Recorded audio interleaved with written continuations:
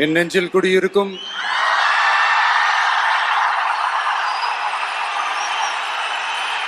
உங்கள் அனைவருக்கும் என்னுடைய வணக்கம்.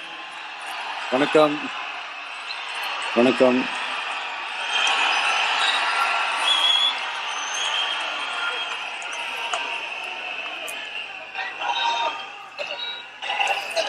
என்ன சொல்றது, எப்படி ஆரம்பிக்கிறதுன்னு தெரியல.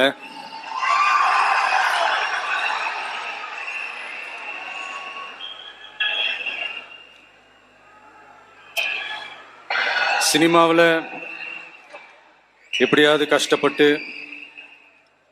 வெற்றி அடையணும்னு இருந்த ஒரு சாதாரண அசிஸ்டன்ட் டைரக்டருக்கு பிறந்த ஒரு பிள்ளையா,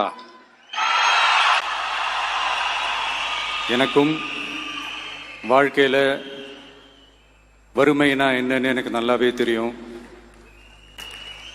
பசங்க என்னன்னு எனக்கு நல்லாவே தெரியும்.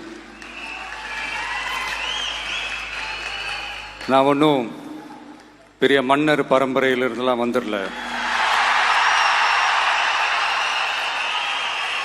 உங்களை மாதிரி தான், உங்களில் ஒருத்த மாதிரி தான், உங்க குடும்பத்தில் ஒருத்த மாதிரி தான், உங்க புள்ள மாதிரி தான், உங்க மகன் மாதிரி தான், உங்க அண்ணன் மாதிரி தான், உங்க தம்பி மாதிரி தான்.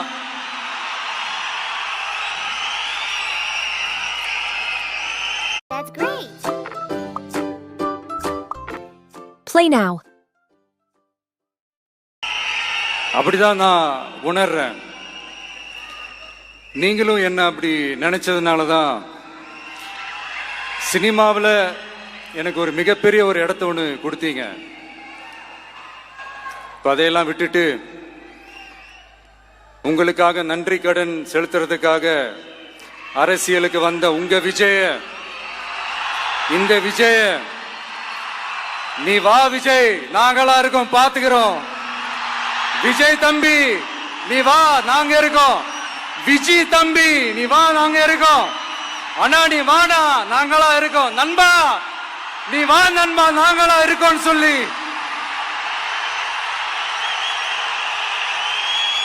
அவ்வளவு அன்பா, அவ்வளவு உறவா என்ன ஏத்துக்கிட்டீங்க. இந்த நேரத்தில் இதை நான் சொல்லணும். இந்த டிராவல்ல, இந்த ப்ராசஸ்ல எனக்கு எவ்வளவோ கஷ்டங்கள், எனக்கு எவ்வளவோ இந்த அவமானத்தினதெல்லாம் ஒரு பக்கம் இருந்தாலும், எனக்காக கூட நின்ன உங்களுக்கும் அதே மாதிரி கஷ்டங்கள், அதே மாதிரி அவமானங்கள், அதையெல்லாம் நீங்க பெருசா எடுத்துக்காம, அதையெல்லாம் நீங்க பொருட்டாவே எடுத்துக்காம, என்னோட வலி, என்னோட வேதனைகளை உங்களோட தான் நினைச்சு என் கூடவே நின்னு இன்னைக்கு சி ஜோசப் விஜய் எனும் நான்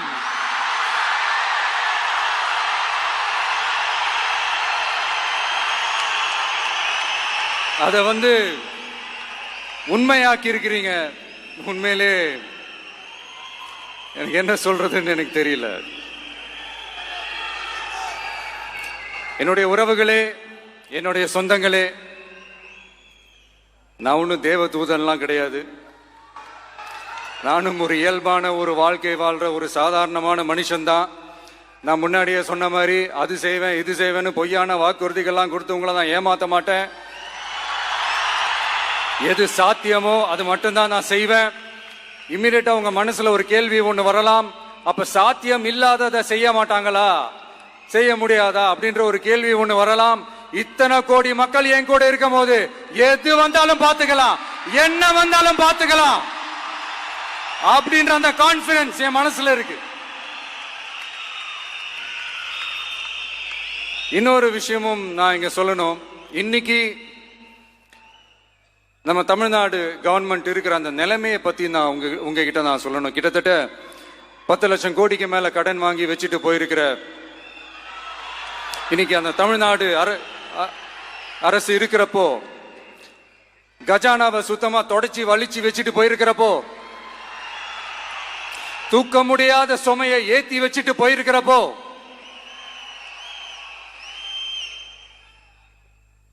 அப்படிப்பட்ட ஒரு நிலைமையில தான் இந்த பொறுப்பை நம்ம கையில் எடுத்திருக்கிறோம். உடனே நீங்க நினைக்கலாம், என்னடா இவர் ஏதோ பொறி வச்சு பேசுறாரா அப்படின்ட்டு. அப்படிலாம் எதுவுமே கிடையாது. உள்ள போய் பார்த்தா தான் தெரியும் எது எந்த நிலைமையில இருக்குன்னு, என்ன இருக்கு என்ன இல்ல, எது எந்த நிலைமையில இருக்கு எது எந்த நிலைமையில இல்ல. சோ அதையெல்லாம் பார்த்துட்டு உங்களுக்கு ஒரு வெள்ளை அறிக்கையா அதை வெளியிடணும்னு நான் நினைக்கிறேன். ஒரு டிரான்ஸ்பரண்டான ஒரு கவர்மெண்டா, அதாவது இன்னைக்கு நம்ம தமிழ்நாடு கவர்மெண்ட் இந்த நிலைமையில தான் இருக்கு அப்படின்றத உங்ககிட்ட சொல்லிட்டு I just want to take it forward from there. அதைத்தான் நான் முதல்ல செய்யணும்னு நினைக்கிறேன். தமிழ்நாடு பொறுத்த வரைக்கும் இப்போ யாரையாவது போய் ஏதாவது சந்திக்கணும் அப்படின்னா இந்த மூஞ்ச மூடிக்கிட்டு போய் சந்திக்கிறதோ, என்ன இந்த மறைமுகமா உங்களுக்கு தெரியாம போய் சந்திக்கிறதோ அப்படியெல்லாம் நான் செய்ய மாட்டேன். எதுவா இருந்தாலும் வெளிப்படையாக ஒளிவு மறைவு இல்லாம தான் நான் செய்வேன். இவ்வளவு பெரிய ஒரு பொறுப்பை என் கையில கொடுத்துருக்கிறீங்க. அதே நேரத்தில் எனக்கு கொஞ்சம் அவகாசமும் நீங்க கொடுக்கணும்னு நான் ரிக்வெஸ்ட் பண்ணி கேட்டுக்கிறேன். நான் சொன்னதையெல்லாம் படிப்படியா நிறைவேற்ற நான் ட்ரை பண்ணுவேன், நிறைவேற்றுவேன். அதே நேரத்தில் எனக்கு கொஞ்சம் அவகாசம் கொடுத்தீங்கன்னா எனக்கு கொஞ்சம் உதவியாகவும் ஒத்துழைப்பாகவும் இருக்கும். இது உங்களுடைய ஆட்சி.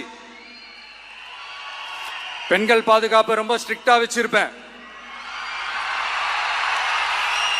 போதைப் பொருள் கலாச்சாரம் அதை கண்ட்ரோல் பண்றதுக்கு என்னென்ன ஸ்டெப்ஸ் எடுக்கணும், என்னென்ன முயற்சிகள் எடுக்கணும், இன்னிலிருந்து அதை நான் எடுப்பேன்.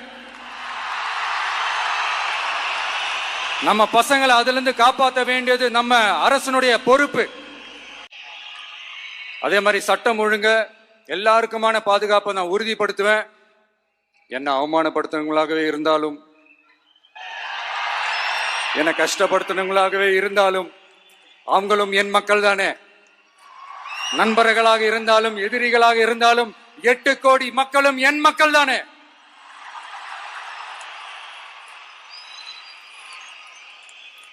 அது மாதிரி இந்த அடிப்படை விஷயங்கள், கல்வி, ரேஷன், மருத்துவம், குடிநீர், சாலை வசதி, பஸ் வசதி, இந்த மாதிரி விஷயங்கள்ல தான் என்னுடைய முதல் கவனம் செலுத்தணும்னு எனக்கு தோணுது.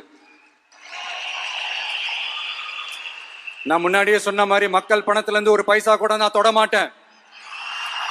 எனக்கு அது அவசியமும் இல்லை. அது உங்களுக்கு நல்லாவே தெரியும். இந்த விஜய் தப்பு பண்ண மாட்டான், தப்பு பண்ணவும் விட மாட்டான். அது யாராக இருந்தாலும் சரி, என்னோட கவர்மெண்ட்ல என் கூடவே இருக்கிறவங்களாகவும் சரி விட மாட்டான். சப்போஸ் யாருக்காவது அப்படி ஒரு எண்ணம் மனசுல இருந்துச்சுன்னா, நம்ம ஜெயிச்சிட்டோம், ஒரு ஆட்டம் ஆடி பார்க்கலாம் அப்படின்ற எண்ணம் யாருக்காவது இருந்துச்சுன்னா இப்பவே இந்த நிமிஷமே அதை எரேஸ் பண்ணிருங்க.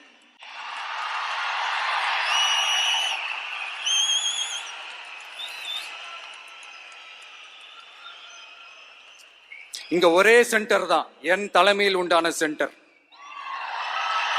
இந்த பக்கம் ஒரு சென்டர், இந்த பக்கம் ஒரு பவர் சென்டர், அங்க ஒரு பவர் சென்டர், அதெல்லாம் கிடையாது.